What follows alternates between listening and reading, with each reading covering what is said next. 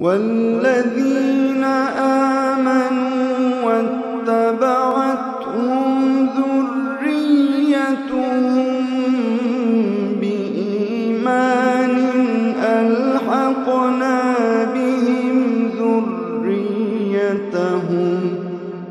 ألحقنا بهم ذريتهم وما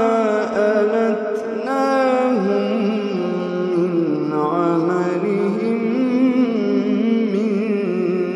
شيء كل امرئ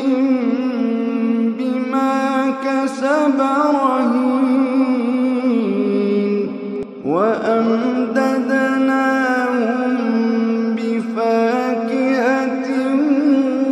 ولحم مما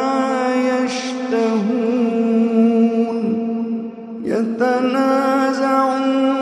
فيها كأسا لا لغو فيها ولا تأثيم ويقول